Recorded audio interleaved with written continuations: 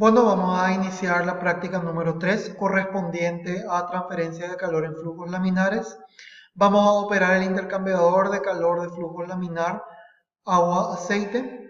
Como siempre, nuestra práctica va a estar dividida en las siguientes partes y vamos a iniciar con la introducción teórica.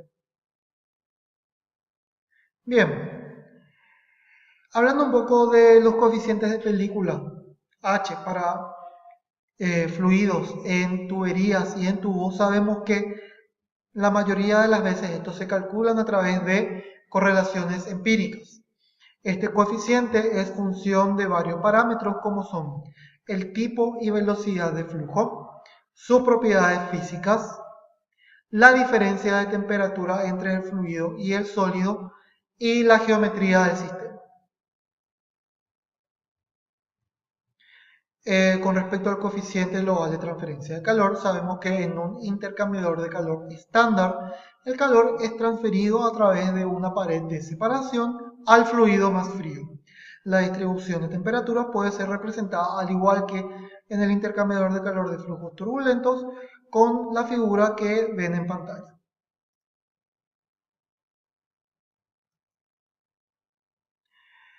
El calor, al igual que en la práctica anterior, es impulsado a través de una serie de tres resistencias térmicas, como las que se indican en la ecuación, y la tasa de transferencia de calor por resistencia en serie nuevamente puede ser calculada por esta ecuación. Si la pared del intercambiador de calor es delgada, podemos asumir que todas las áreas son iguales y asimismo que la resistencia interna de la pared es despreciable, quedando entonces la expresión que se muestra en la presentación y que fue deducida en la práctica anterior.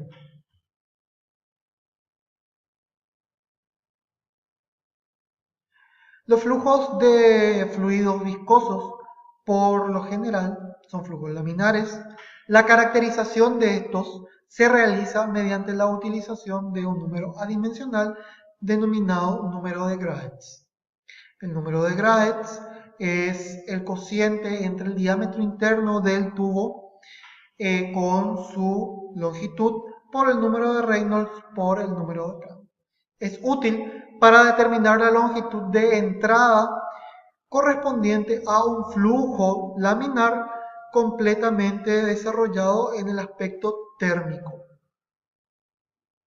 Entonces, para conductos circulares, un número de Graetz de 1000 o un poco menos es el punto en el que podríamos considerar un flujo completamente desarrollado térmicamente.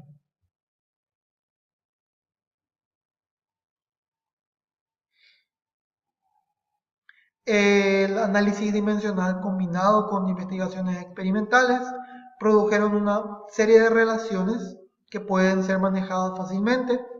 Esto ya habíamos visto en la clase anterior, así que vamos a pasar de forma rápida. Esta relación es función de Reynolds, Prandtl y una proporción geométrica L sobre D.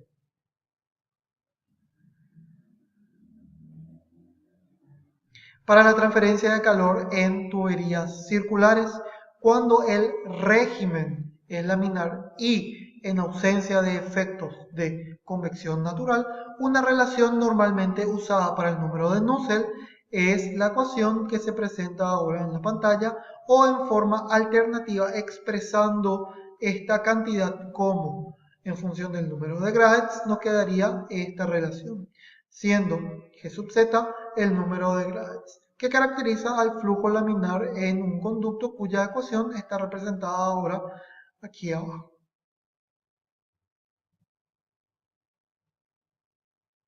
Como siempre, la distribución de temperaturas en este intercambiador de calor, por ser un intercambiador de calor de tubos concéntricos y en el que no se verifica cambio de fase, la distribución de temperatura apropiada es la diferencia de temperatura media logarítmica y la tasa de transferencia de calor que se podría calcular con la ecuación que se está presentando ahora.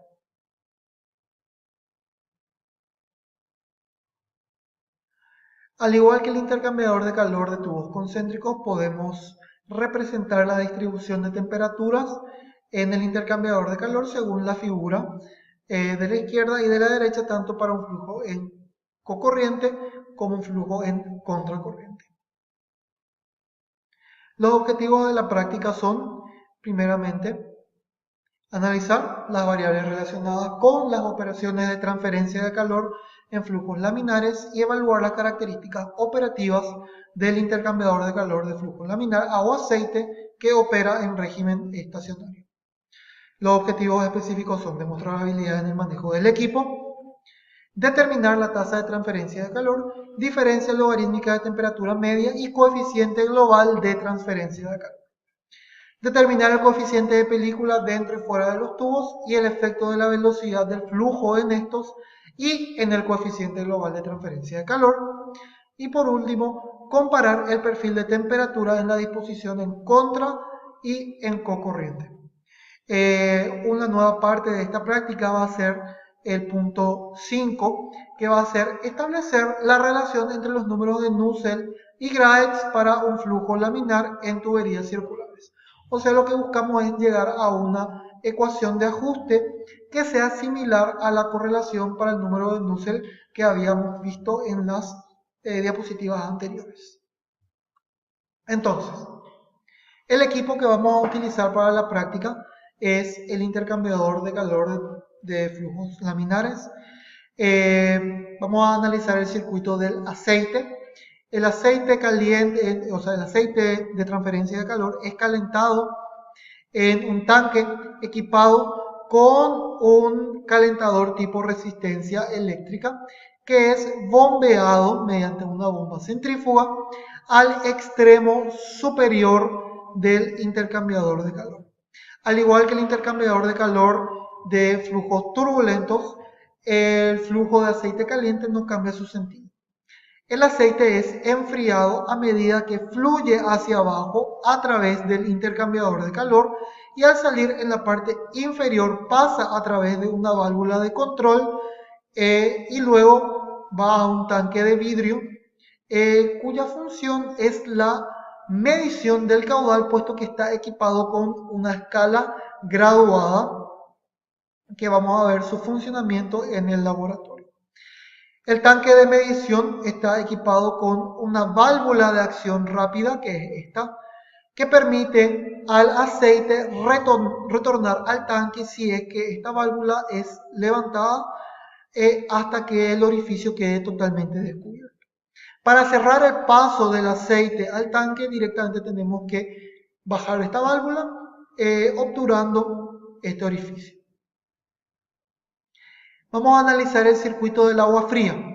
El agua fría pasa a través de una válvula reguladora de caudal y a través de un flujómetro y luego va al intercambiador de calor.